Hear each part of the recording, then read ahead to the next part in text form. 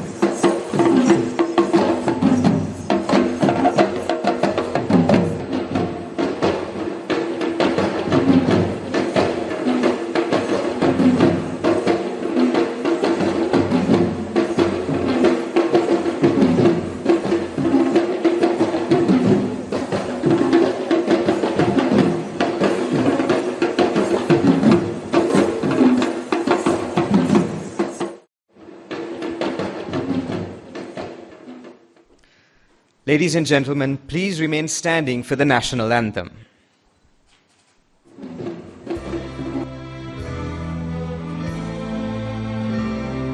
Sri Lanka Mata, Upper Sri Lanka, Namo, Namo, Namo, Namo Mata,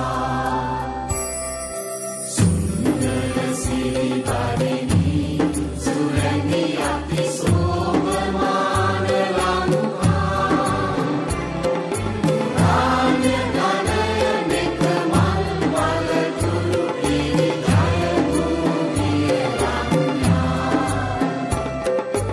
Ekamavaka Kedaru Kalabadina, Yamu Yamu Vinopama,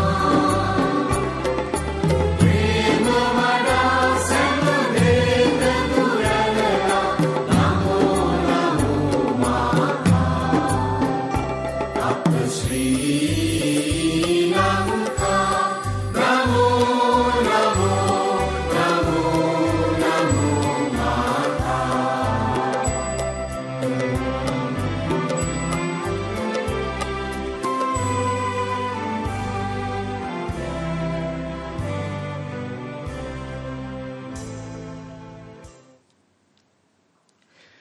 Thank you.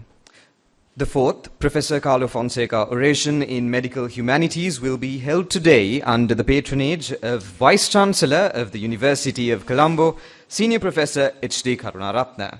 The orator today is Senior Professor of Pediatrics, Senior Professor Narada Warnasuriya.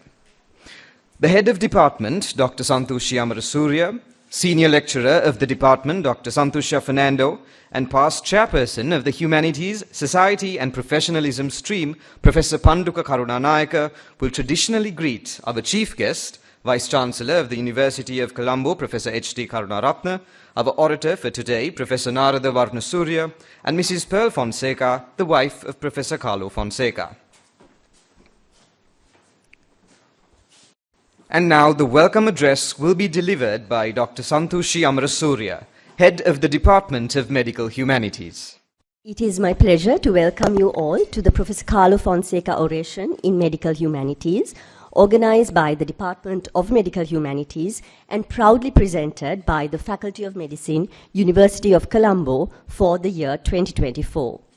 Today, we gather not only to commemorate the illustrious legacy of Professor Carlo Fonseka, but also to celebrate the ongoing advancements and vital contributions of our Department of Medical Humanities. This year, we hold the oration for the 4th consecutive year in honor of Professor Carlo Fonseka, who believed that medicine is not merely a science, but also an art that demands empathy, ethical discernment, and a deep understanding of the human condition.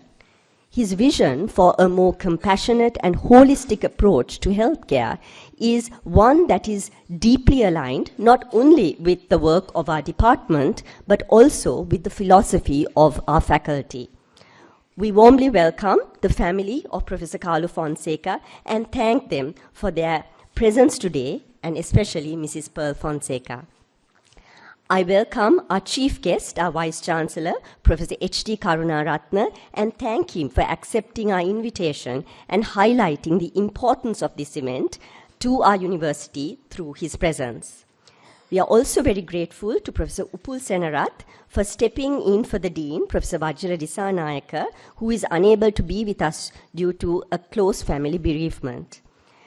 We have been very fortunate to have orators of very high caliber, sealing the prestige of this event as they honor the illustrious career of Professor Carlo Fonseka, starting with Professor Saroj Jayasinghe and followed by Professor Anuja Fernando and Professor Susirit Mendes. We warmly welcome all our previous orators to this event.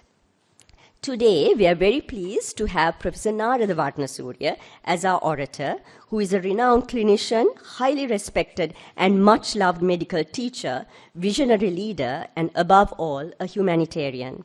We look forward to hear his reflections and insights, which will undoubtedly enrich our understanding and appreciation of a broader ideal of the medical humanities. At this point, I must extend our heartful thanks to Professor Panduka Karunanayaka for setting the foundation for this year's oration by getting the agreement of Professor Narada Warnasuriya, despite several scheduling difficulties that he faced. Professor Karunanayaka has been the go-to man to seek advice in the organization of this oration, and we are very grateful to him. A warm welcome to all our distinguished guests, colleagues, faculty members, and administrative staff and students from the University of Colombo and beyond.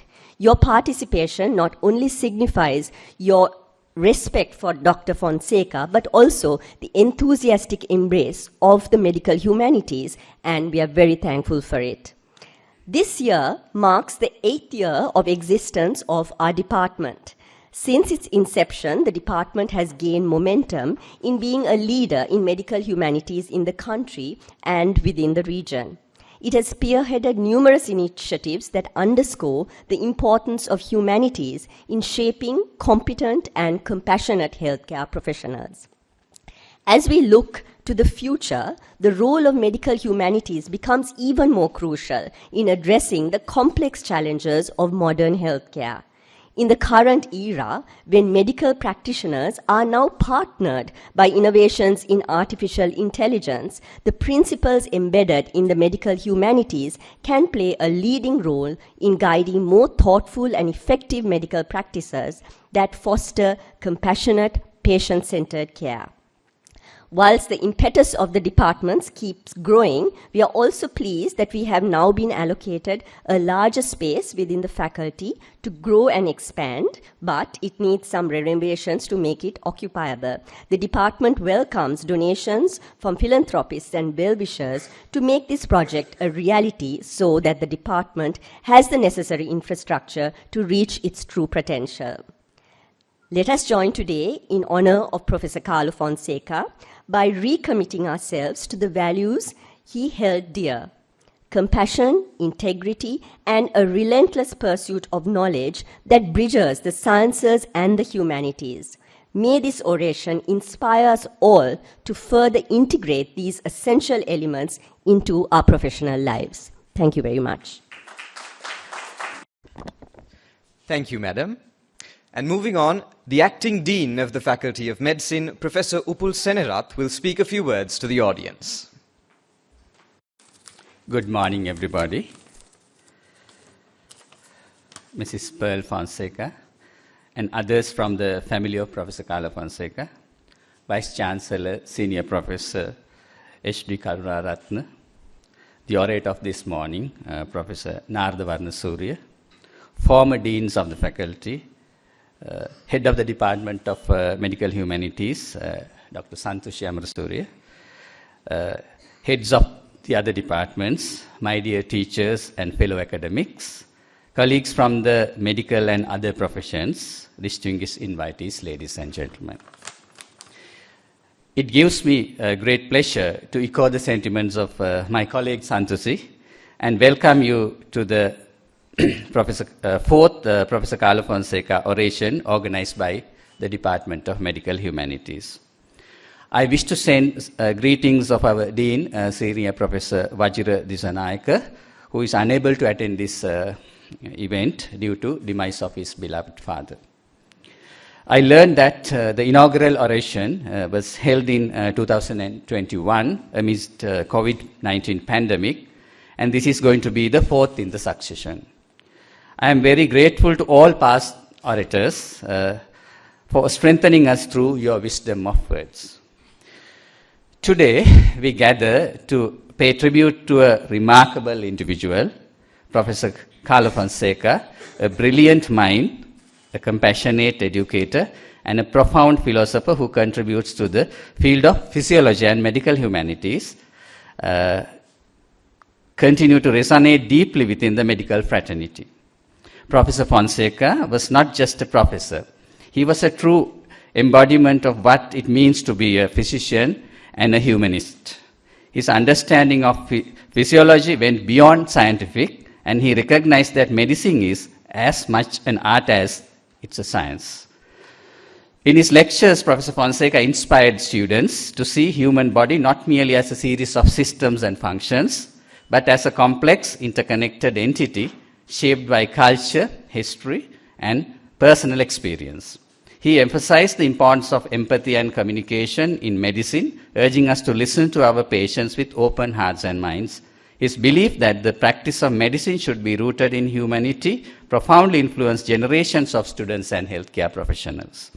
As we remember Professor Carlo Fonseka today, let us honor his legacy by committing ourselves to the principles he embodied: compassion, integrity, and unwavering dedication to the well-being of others. Let's strive to carry forward his vision as a medical professionalism grounded in humanity, a vision that reminded us that every patient is a person deserving our utmost respect and care. So I would like to congratulate my colleagues in the Department of Medical Humanities for organizing this event. I thank Vice Chancellor for gracing this occasion as the chief guest. Thank you, sir, for being here, taking time off from your busy schedule. I would also like to thank our orator, Professor Narada Warnasuriya, who was an academic one time in this faculty, not only an eminent pediatrician. Professor Narada has been a guiding light for thousands of medical professionals in this country. We look forward to your oration that would surely inspire all of us in this audience. Thank you very much for all of you. And your presence is a tribute to Professor Carlo Fonseka and our orator, Professor Narada Warnasuriya. Thank you.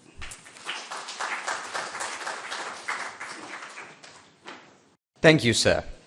And next, the chief guest at the 4th Professor Carlo Fonseka Oration in Medical Humanities, Vice Chancellor of the University of Colombo, Senior Professor H.D. Karunaratne, will address the gathering. Very good morning to all. Madam Carlo Fonseka's wife, other members of the family, Senior Professor Narada Warnasuriya, all distinguished invitees and professors. It gives me great pleasure and honor to participate in this event. This is an annual event conducted by the Faculty of Medicine. As we all are aware that Professor Carlo Fonseka has done a tremendous service not only to the medicine but also to the culture and society, and in particular I concern about to the relationship between Japan and Sri Lanka. He was awarded the highest academic award by the Emperor of Japan.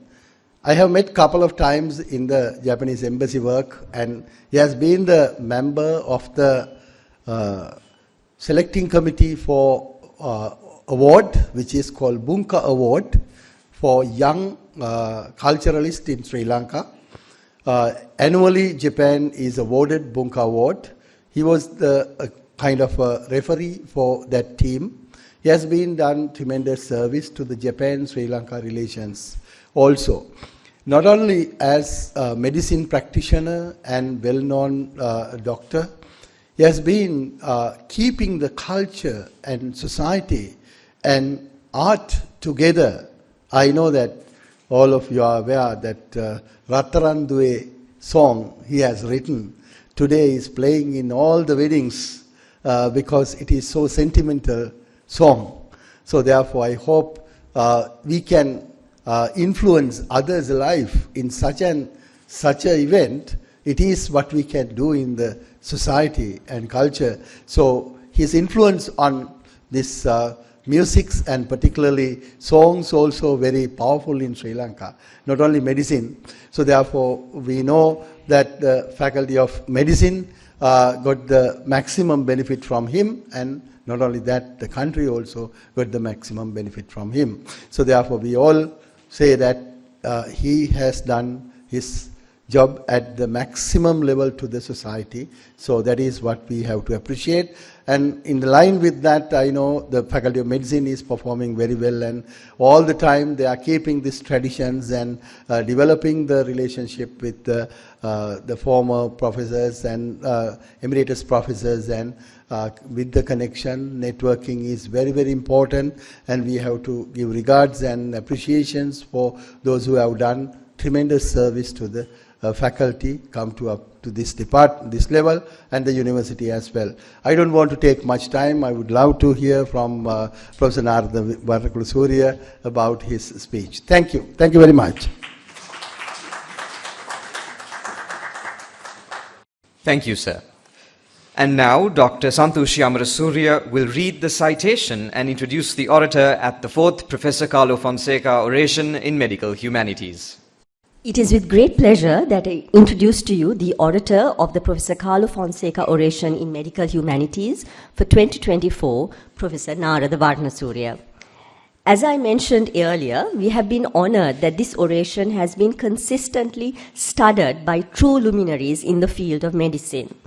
Therefore, while the function of introducing them should be easy, a consistent impediment has been that all of these orators have been all too humble about their impressive careers and have not really fancied that their credentials be broadcasted at this oration. Last year, when I was tasked with giving the citation of Professor Susirit Mendis, he gave me merely a paragraph of information with which to introduce him. Similarly, this year, Professor Warnasuriya specifically requested that I do not say much about him. Naturally, this makes my task very much an uphill one, given that none of their careers can be adequately covered in a few sentences. Although it is the purpose of a citation to mention career highlights for the benefit of the audience, I will heed Professor Warnasuriya's request and merely touch upon a few of his past career highlights, such as his role as the founding professor of pediatrics at the Department of Pediatrics of the Faculty of Medical Sciences of the University of Sri Jayawardhanapura, his appointment as the dean of this faculty and later the vice chancellor of this university, and the many important posts he held, including chairman of the Committee of Vice Chancellors and Directors of Sri Lanka. In fact, he has an oration in his name in honor of his numerous contributions to the field of nutrition and health. I think much of this information is already well known. So instead, let me take a different tack and highlight his association with the field of medical humanities and some of the distinctive passions that he and Professor Fonseka shared, and in so doing, identify the values that power his impressive career. Professor Warnasuriya's career in pediatrics has spanned over 50 years. Interestingly, however, in an interview he gave a few years ago, he states that his first passion was to study humanities and sociology, and that this very passion had a hand in shaping the evolution of the rest of his career. This is evident in a range of his career engagements, from his first entry into academia as a lecturer in public health in this faculty before joining the Department of Pediatrics, to his gravitation towards social pediatrics and the improvement of community health services, which enabled him to work by the ethos of keeping a well child well.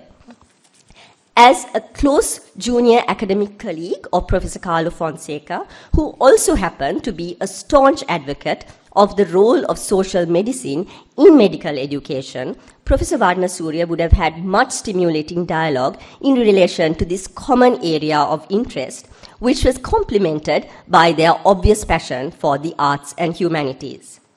Another thread which would have drawn them together was their commitment to and passion for teaching, both be much loved by their students and able to inspire them in their lives and careers. As a clinical teacher, Professor Warnasuriya has been a role model to generations of students. As a research supervisor, he has gone beyond his standard role of supervision, helping many students to take the next important step of translating their research into practice and policy, fulfilling the role of a true mentor. Like Professor Fonseka, Professor Warnasuriya has been linked with our department from its inception, providing his expertise during the process of developing its scope. Both have held a staunch belief in the need to cultivate qualities of humaneness in medical professionals and recognize the role of medical humanities in this pursuit. Something that might be less known about Professor Warnasuriya is that in his youth, starting from his secondary school days at Royal College, he was an advocate of the Lanka Samasamaja Party for several years, which interestingly aligned with the political sentiments of Professor Carlo Fonseka.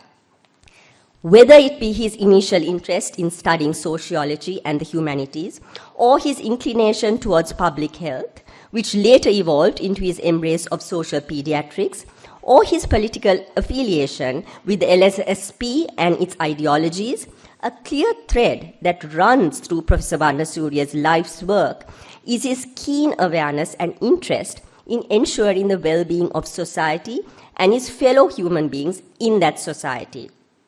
He is a prime example of someone who was able to carry his personal ideals of social justice into his professional practice, an ideal and conviction strongly held by Professor Carlo Fonseka as well. I quote Professor Warnasuriya in one of his lectures to newly appointed intern medical officers, where he states that the medical profession is not only a learned profession, it is a noble profession, as serving humanity is the primary motivation of a medical professional.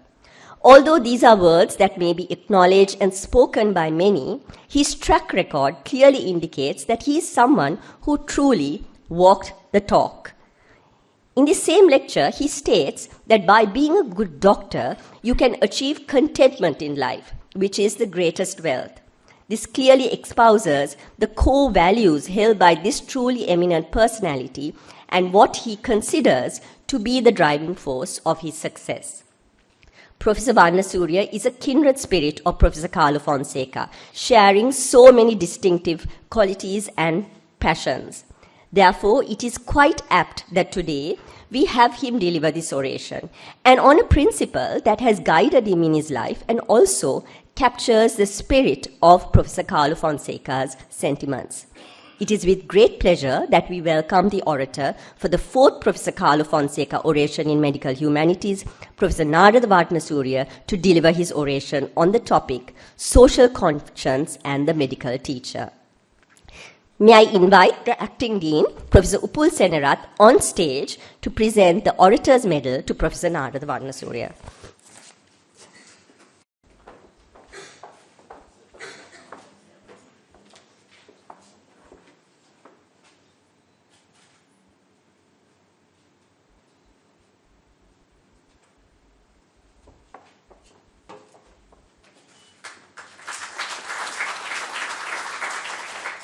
And next, Professor Narada Warnasuriya will garland the photograph of Professor Carlo Fonseka to pay tribute to this great legend prior to delivering his oration. Thank you, Santoshi, for that extremely generous introduction, which has made me a little bit emotional. Right? Professor H.D. Karunaratne, Vice Chancellor of the University, Professor Upul Senarath, the Acting Dean of the Faculty, Santoshi, the Head of the Department of Medical Education, and most importantly, Pearl and Chandana and Indunil, members of Professor Carlo Fonseka's family, and the others I would refer to as colleagues and friends. It is indeed a great pleasure to deliver this fourth Carlo Fonseka Memorial Oration in Medical Humanities. I must thank Panduk especially, who convinced me that I should do it, although I undertook it with some trepidation. Because although I have been a lecturer for 50 years now at this stage, especially when I know the caliber of the audience that I'm going to address, I don't want to give talks unless I think I have something really worthwhile to say and that I'm able to say it clearly. So, but he convinced me, and here I am. But I must say it will not be an oration, it will be a talk, okay, using my PowerPoint. And it's really in honor of Professor Carlo Fonseka. I think Santoshi has already referred to. I'll be talking about him in the oration. But I'll be deviating from the normal practice of giving a biographical sketch about Professor Carlo Fonseka at the beginning, but I will be referring to him during the course of my oration. This is a portrait of Professor Carlo Fonseka painted by Harsha Jayamana, who was a student from the first batch in the Faculty of Medicine, Kelaniya. He is a specialist surgeon in Wales now, and he was kind enough to give me this to be used for the oration. And this is a memorial poem written by Rasika Jayatunga in honor of Professor Carlo Fonseka after his demise. Veda nalavat, butter nalavat, hela kalavat, sisu vivadat, කාලෝචිත ගී රටාවත් එකට මෙහෙයූ ශූරයෙක්ය ඔබ වියෝ වී ඇත ලොවින් ළඟදී දෙව් බල නොතකා බාධක බිඳදා ගිනි දලු පෑගුව තර්ක විශාරද දේහය දන් දී ඉගෙනුම උදෙසා නික්මුනේ ඔබ නිවනුත් නොපතා පීඨයේ වෙද ඔබ තබා ගියේ පාද සටහන් සදා නොමැකෙන තාවකාලික අපේ ජීවිත අමරණීයයි ඔබේ නාමය. So Rasika is also a student of Professor Carlo's and mine too, who is a senior pediatrician in UK who is now retired. This is another tribute to Carlo, again in poem by Shanta, who is in the audience. Shanta is a very renowned journalist and a poet, very prolific writer. ගෙවිලා ගිහින් ඇති මුත් හරි දුර වයස ගෙවිලා ගිහින් නැහැ ඒ තරමට මනස මැවිලා පෙනේ තවමත් වෙද විදු පියස පිරීලා තිබුණ හැටි ඔබේ සෙනෙහස යසස.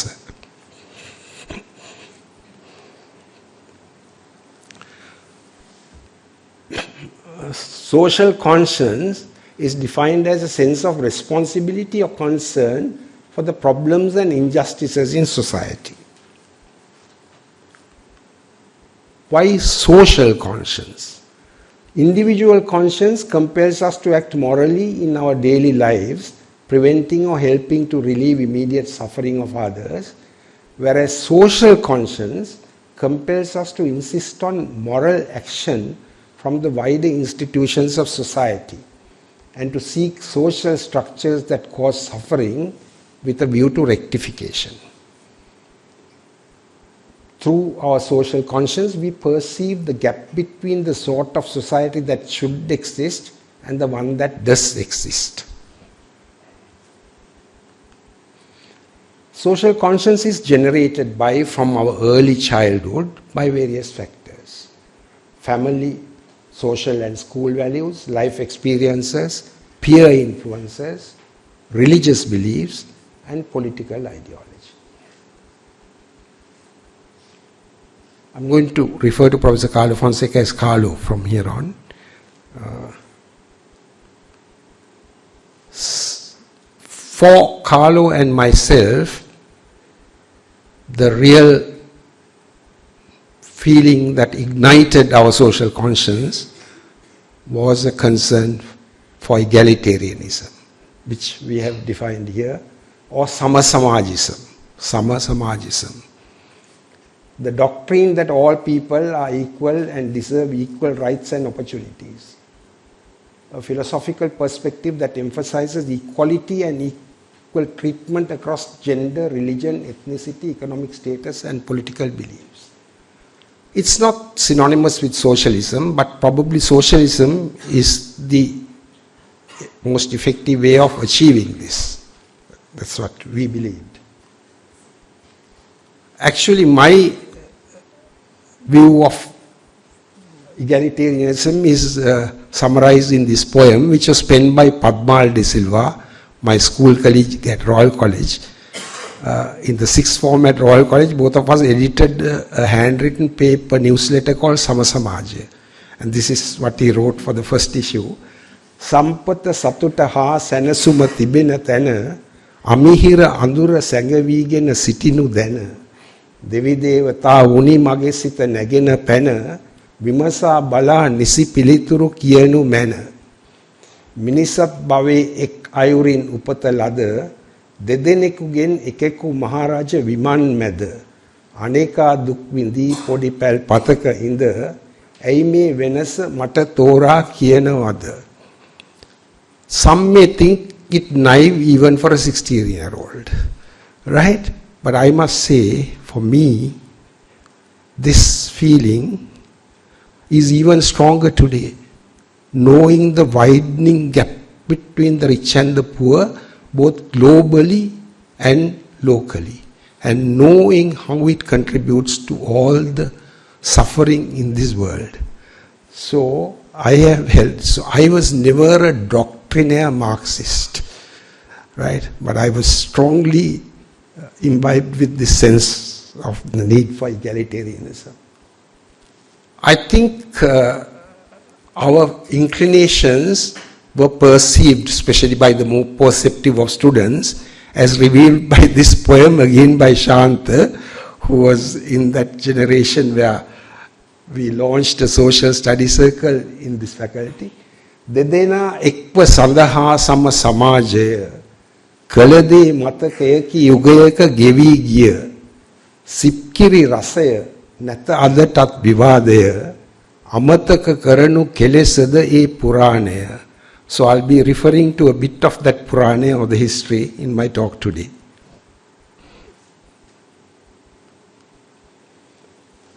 I think maybe this committee, for some of you at least in this audience, the Lanka Samaj Party may not be very familiar to you. I thought I'll just briefly remind you something about the Lanka Samaj Party. It was formed in 1935 by Dr. N.M. Perra, Colvin de Silva and Philip Gunawardena. The objective of building a healthy, egalitarian, secular, compassionate and liberal society in Sri Lanka.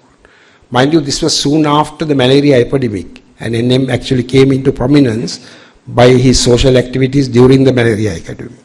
So that's why healthy is also the main opposition. It was the main opposition in the parliaments of 1947, 1952 and 1956. I think its most principled policy was in 1956 when they opposed the single-only policy of Mr. S.W.R.D. Bandaranaike and supported parity of status for Sinhala and Tamil. A policy which unfortunately for them meant the decline in their political fortunes in the country since then. Their peak was in 1956.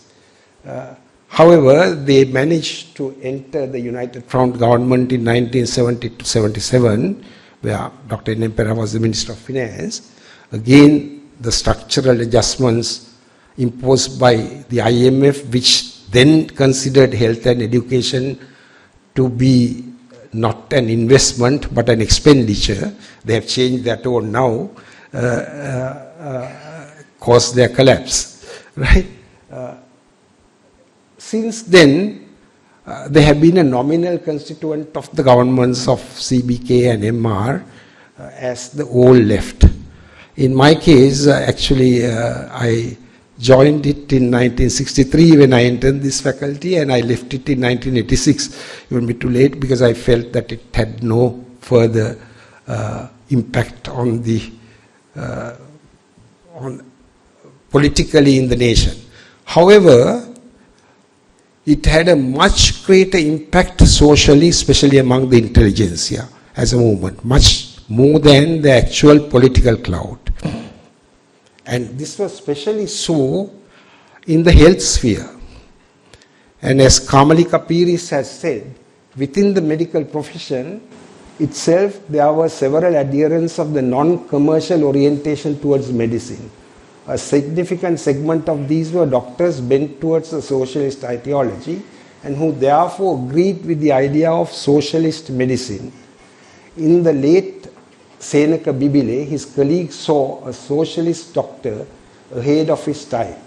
A doctor who was not commercially oriented, viewed medicine in terms of service to people, and who was courageous and successful in the pursuit of medical reform in social interest.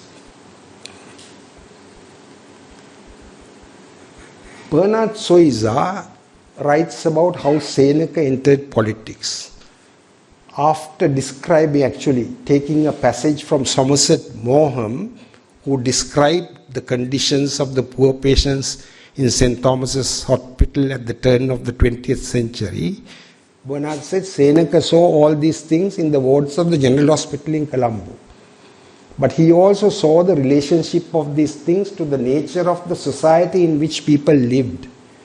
He saw how inequalities in income have their impact on people. He saw how poverty and ignorance are exploited for gain and how the sum of human misery is increased by imperialism and capitalism. He grew up with a burning indignation against all that perpetuates poverty, with a firm resolve to join the exploited and the oppressed in their fight against the system. He joined the LSSP with the exhilaration of participating consciously and deliberately in the efforts of the masses to fashion their own destiny. Although not so grandiosely stated, I think in simple terms, that is what influenced all of us, both Carlo and myself. When Professor Seneka Bibile died, we wrote this book, his colleagues and friends. I also contributed a chapter to this. My chapter was on national health policy. My concluding sentence was this: he motivated a large number of doctors to accept progressive concepts about healthcare and thus left behind a band of converts who continued to struggle for the policies he advocated. This was perhaps his greatest contribution. How Carlo became a socialist, this is described extremely well in his book, in the chapter on science and socialism, in his book, actually a collection of essays called Essays of a Lifetime. I think if you are interested in Carlo and his philosophy, this is a must read. I mean, it is such an erudite, every article is so learned and interesting. So what he said, what Carlo said was, he started liking socialism long before he understood it. The reasons were, for him, Einstein, who was the greatest scientist, was a socialist. And Bertrand Russell, who was the greatest philosopher in his mind, was a socialist. And then when he found that the leader of the LSSP had a doctorate in philosophy and a doctorate in political science, that also impressed him. So he was actually long enamored of socialism before he understood it. But he says he really understood scientific socialism, which is his word for Marxist socialism, from Professor Seneka Bibile, who conducted regular classes. Myself and Professor Carlo, probably at two different levels, I must confess, both in the content, though we never practiced partisan politics within the faculty. Never. We never did that. we were very much involved in discussing the social aspects of health and medicine and medical practice to various fora, not only medical students, all other categories of health professionals and outside. So this was, in fact, I remember I was a very young senior lecturer. Carlo was a very senior lecturer. He was not yet a professor. This is at the Samajadhyana Kavya at Peradeniya. It was a packed hall, the Arts Theatre at Peradeniya. And it was a very good discussion. During the discussion, I got off very lightly because my topic was very not controversial. I was talking about nutrition and the social impact on nutrition. But Carlo got into great difficulties because Dayan Jayatilaka, who had just got a first class in political science, was in the back row. And he was contesting quite a few of the statements that Carlo has done, but it ensued. But ultimately, I think Carlo got the better of him. Right? I still remember this vividly. So, what I said in my chapter, I think the proof is this. This is a publication by Students for Independent Rational Health Action, SERHA. The founder of this, Sanjeeva Ranavella, tragically is no longer with us, but his colleague is in the audience, Sanjeeva Ranavira, right? They were batchmates. And this is still there. I still participate in some of the activities. And they propound this about, rational prescribing and the ill effects of, pharmaceutical marketing, right? So I think this is still very active.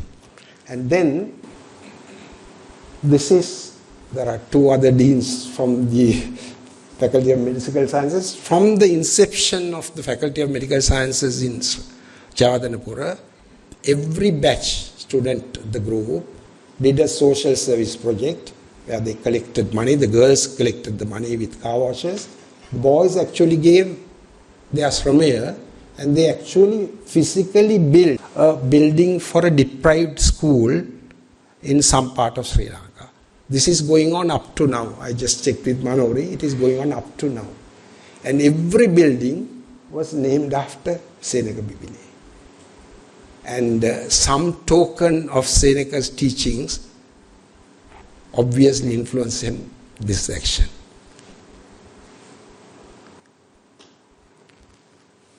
Now in the present context, demise of the welfare state,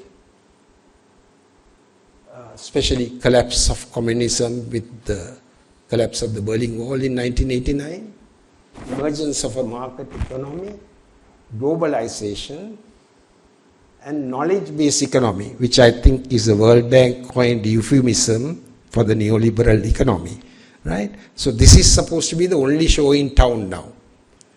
So in this context, globally and locally, in this context, people ask, what is the relevance of what we take? In fact, we are referred to as people with malakada kaapu mola.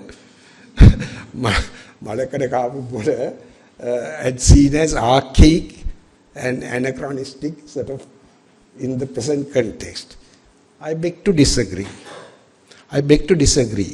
While the concept of central ownership of property may not be any longer valid, the concept of social justice and equity are even more important in a market economy. This is Gaurav Rizvi. He is the professor at the Kennedy School of Government, and this is in his Neelan Tiruchelvam oration.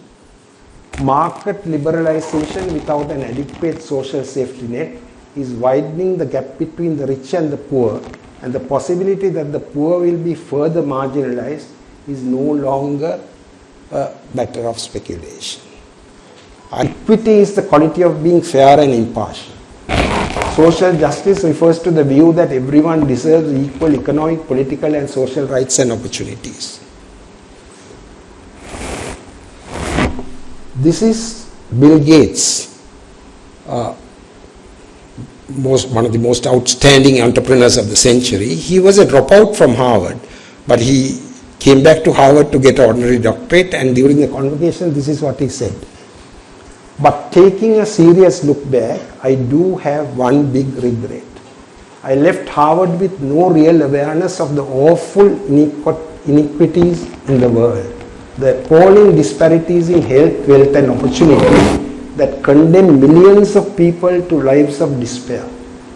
I learned a lot here at Harvard about new ideas in economics and politics. I got a great exposure to advances being made in sciences, but humanity's greatest advances are not in discoveries, but in how these advances are applied to reduce inequity, whether through democracy, strong public education, quality health care, or broad economic opportunity. Reducing inequity is the highest human achievement. I think he put money where his mouth is, as you know. The Physicians' Charter, 2005, European Federation of Internal Medicine, American Board of Internal Medicine, American College of Physicians. Of the three main prongs, principle of social justice is one. And there are 10 characteristics of a good medical professional. 4 of them are clearly related to social justice and equity.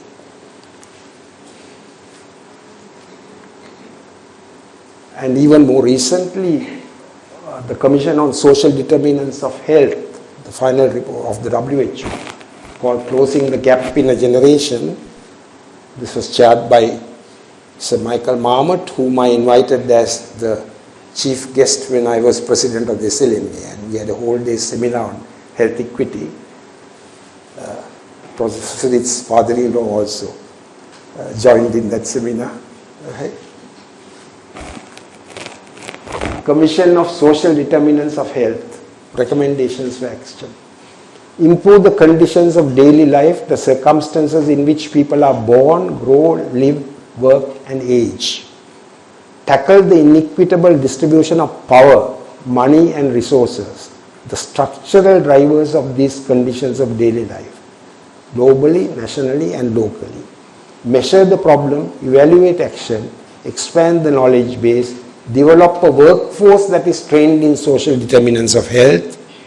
We were doing that long before Michael Marmot talked about this. Saroj is in the front row. And raise public awareness about the social determinants of health. Definition of health equity, the absence of differences in health that are not only unnecessary and avoidable, but in addition unfair and unjust. Charles Bolan is the head of manpower development at WHO, and he has developed this thing called the Health Compass, and he insists that in any program, whether it be national or local, these 4 qualities have to be there: relevance, quality, equity and cost effectiveness. I'm afraid that in the present reductionist model of high-tech healthcare, this compass tends to shift to the left, right? And equity is the most ignored, and that is what we have to address. Doctor's role in health equity. I think the relevance to a clinical teacher comes here. Advocacy for social change. There is no question. We have to, whether it be in our own fields, whether it is advocacy for autistic children or Downs or strokes or whatever it is, or in general, we have to play a role in advocacy, and we do. Quite a few of us do. Ethical clinical practice. This is where we come in. It is a sine qua non for social justice and health equity. A sine qua non. Nothing, if we cannot train our doctors to practice ethically, we have failed. We failed. So ethical clinical practice is an essential component of social justice and health equity. And patient empowerment. We have gone away from that patriarchal doctor-dominated model. Today, our role is to empower the patients, to keep themselves healthy, or to take the correct treatment based on our... They are the ones who finally decide what is good for them. I think we knew it. And the Sri Lanka Medical Association, I think Saroj was in the committee which drafted this, the ethical committee. They have drafted this long ago, 1995. People have the right to expect that fees that are charged from patients and other users are reasonable. People are entitled to receive relevant information on matters concerning health services such as one's illness, its principal complications, available methods of investigation and treatment, the advantages and costs. So in the current scene of 5-minute consultations, this is observed in the breach. This is observed in the breach. I think we have to be frank about it. Right? There are exceptions, of course, to this rule. And there are exceptions within the person also, depending on the context. It's not for every patient. But in general, what happens is certainly not acceptable.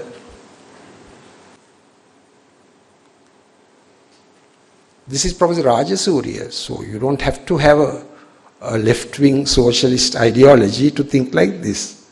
So this poem, which has 7 stanzas, now is in the book on professionalism of the SLMC.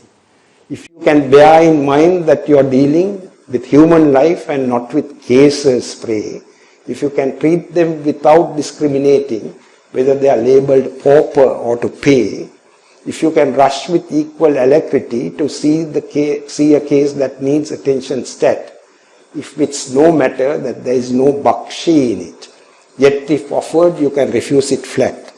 If you can by a smile cheer up the ailing, or by a touch relieve the suffering pain, if you can by a word console the dying, who will never taste this earth's tortures again.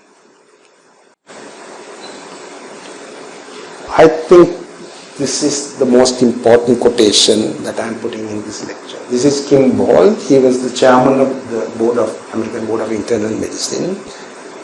And I think as a medical teacher for nearly 50 years now, I believe what he said is true. The process of medical education has the potential of providing for greater growth and development and humanization of the individual than other experiences offered to mankind.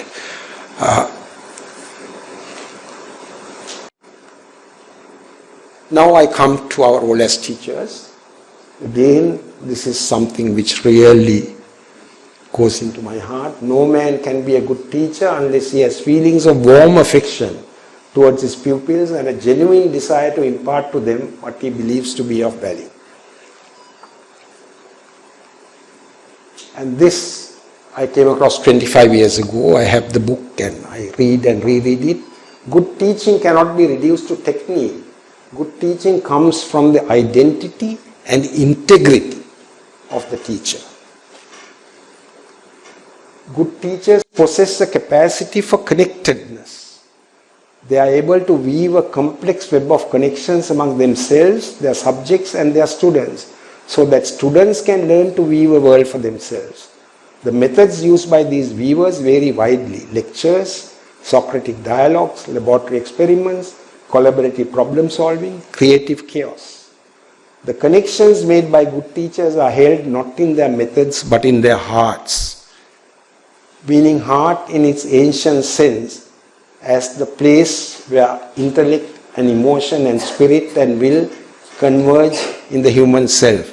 So when my corporate CAO colleagues from Royal College meet at the annual get-together and fool me and say that if you are not a socialist when you are young, you don't have a heart, and if you are still a socialist when you are old, you have no brain. I said, in my case, the two work together in conjunction, right?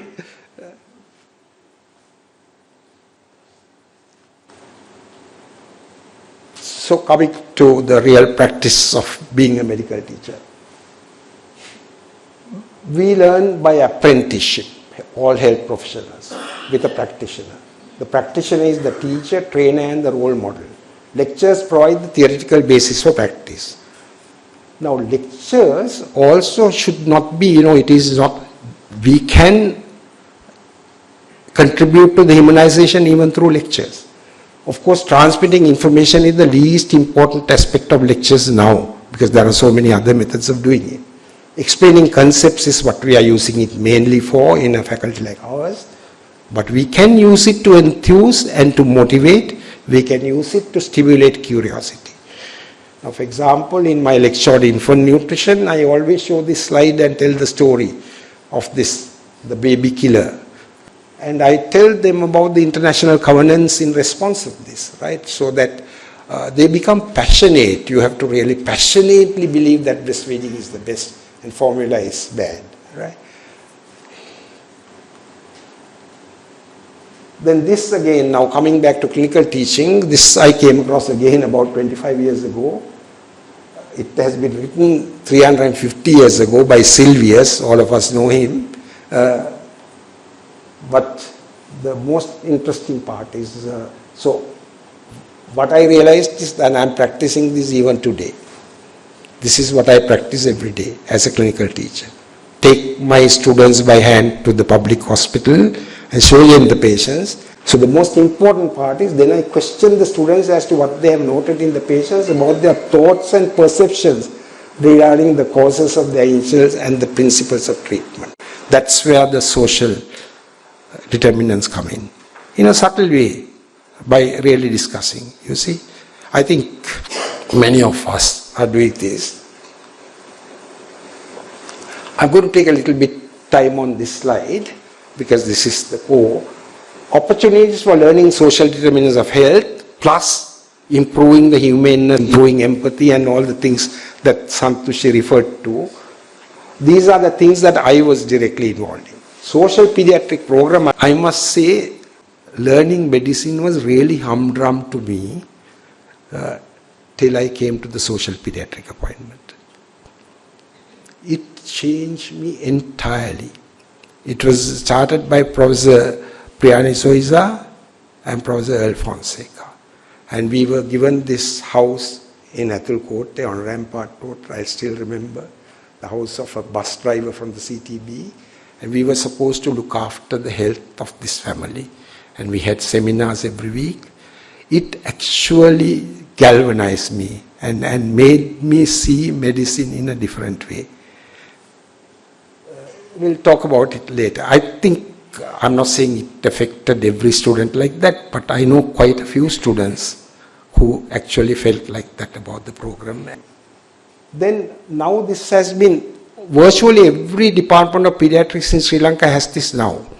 In some form or the other, the details may differ. In some, it has been converted to what's called a family attachment program, which is done by more than one clinical department.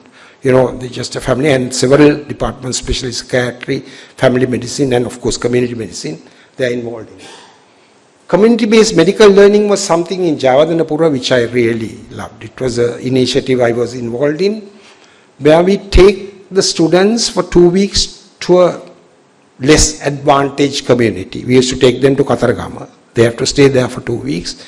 And all teachers, including clinical teachers, have to spend a minimum of 2 days during the program.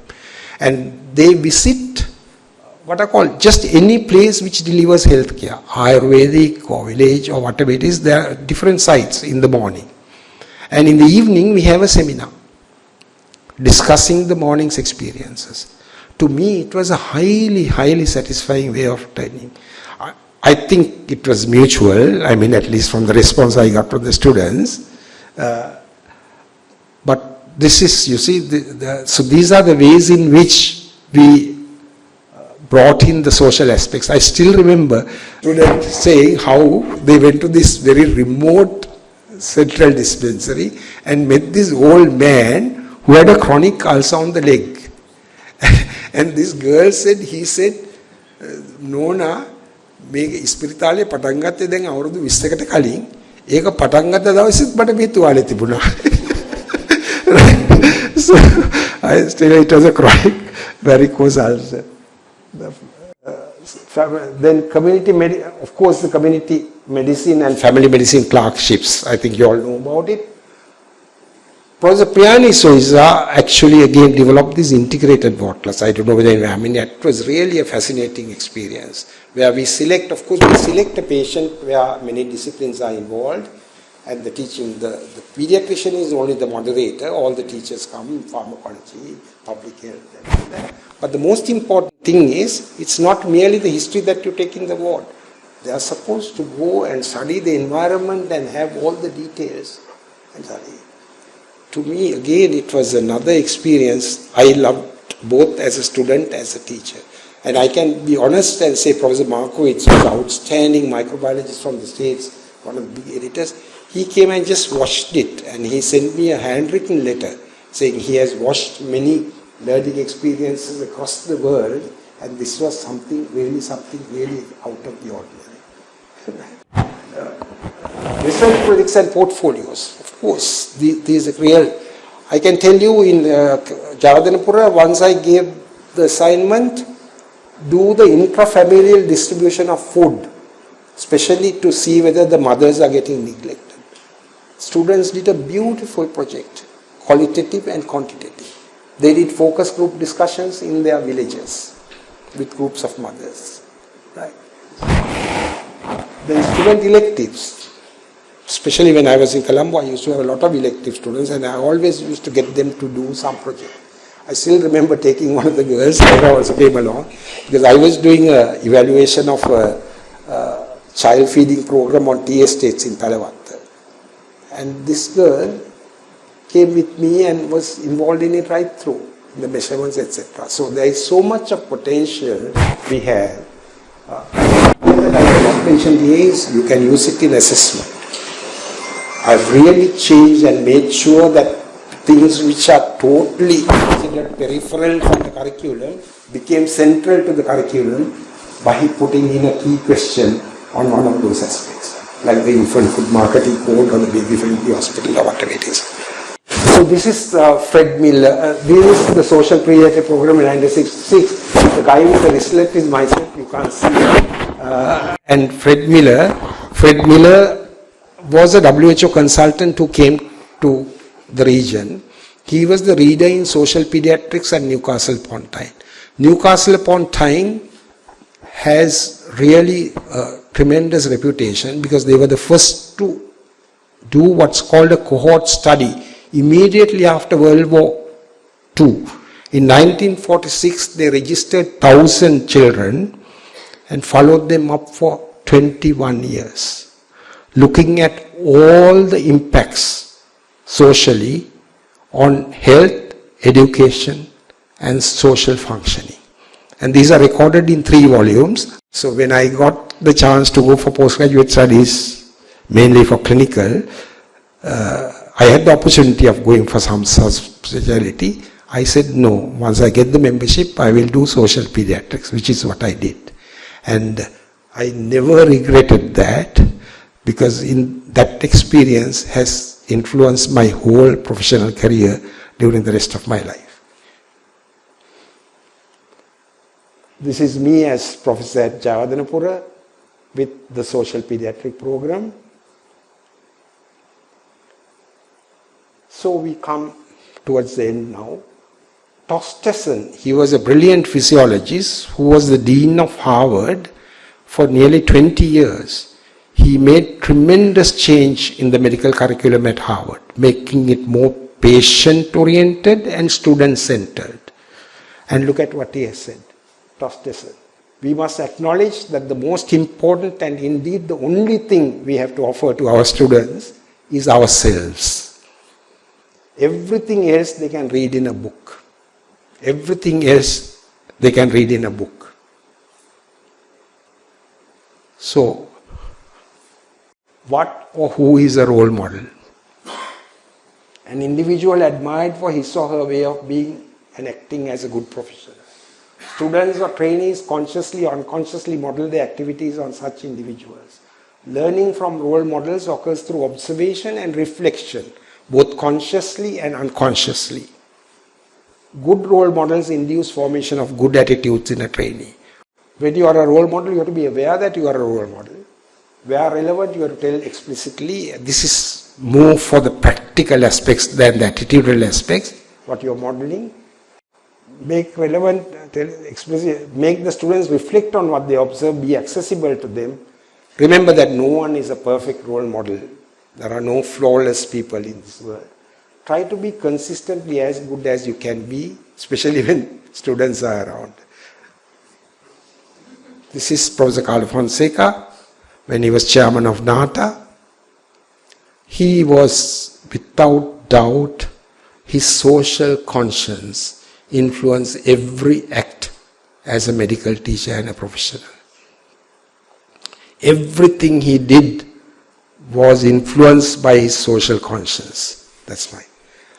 Let's take a few examples. Non-commercial orientation to medical practice. This is not just theory. Carlo did a daily clinic in the physiology department where he saw from 30 to even 100, rarely, patients.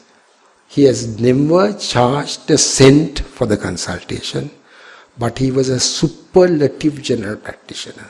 I realized that because I was involved in the DFM and qualities of being a GP, and the referral letters, I think I still have some of the, because I kept many referral letters, the quality of the referral that he sends you. He was a superlative general practitioner who practiced for nothing.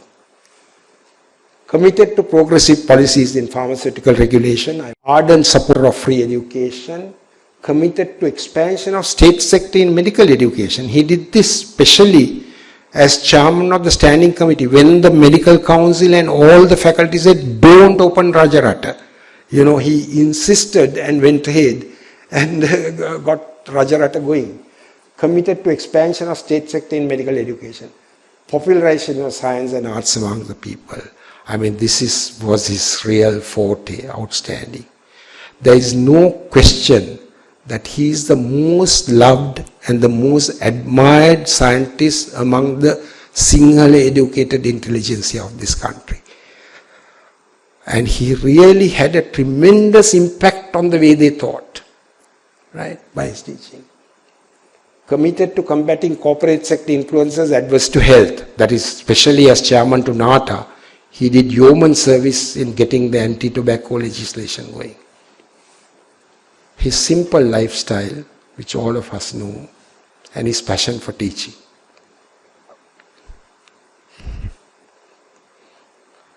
This is what we loved about him. So I'll end with this. Issaraddassayo sitiyaha saramba pēsasa rehi puruddeng. Aswahak ne adat ehemai hetat eten his noveddeng. Dos kiyana ay dos kiyaddeng pudana ay buhuman pudaddeng. Gas වැටෙද්දෙන් පැල හැදෙද්දෙන් දලු දමද්දෙන් මල් පිපෙද්දෙන්. I think in this audience there are many medical teachers whose social conscience, not necessarily derived from a political ideology, have touched the students positively. This will continue to happen and should happen. So the conclusion of my talk is that the social conscience of a medical teacher is really a positive influence in everything he does. Thank you.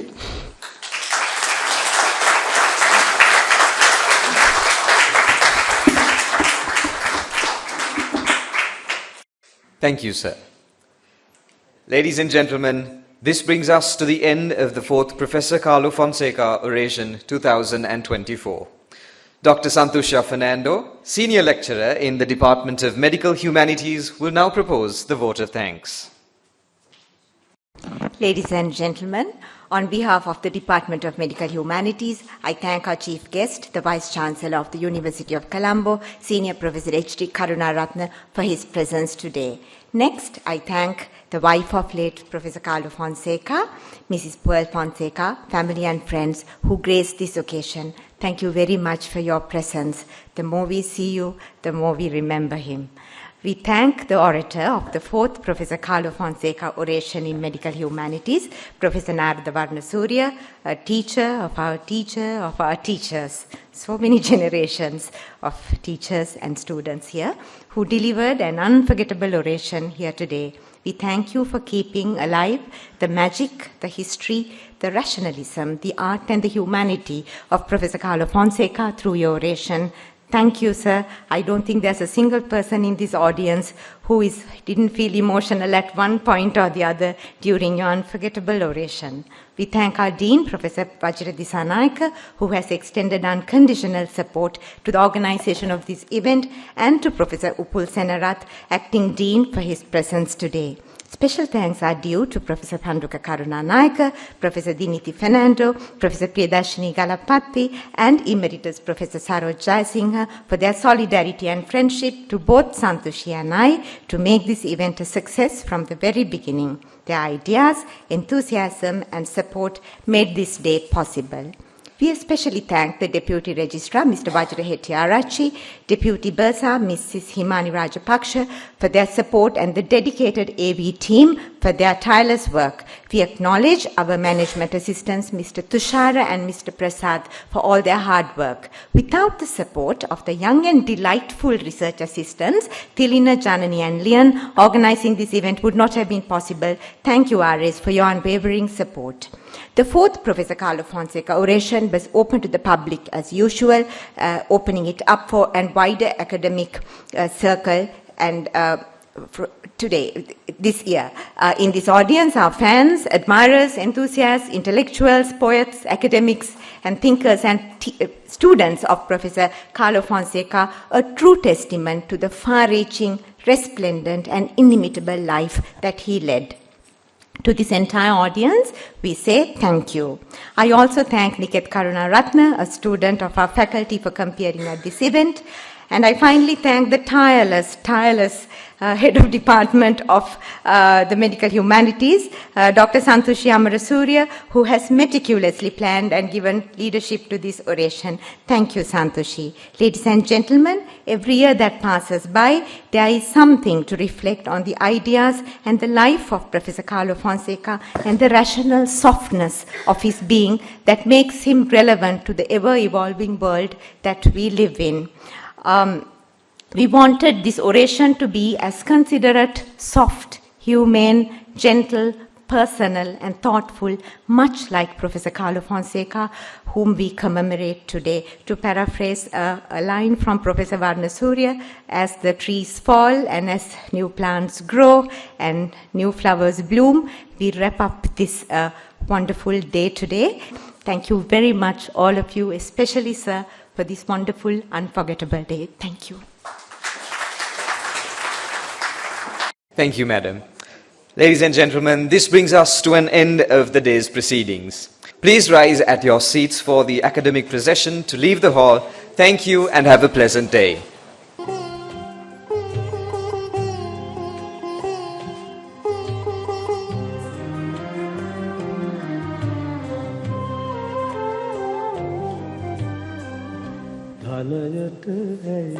Daddy Asa Mitture Dhanarat hai Daddy Asa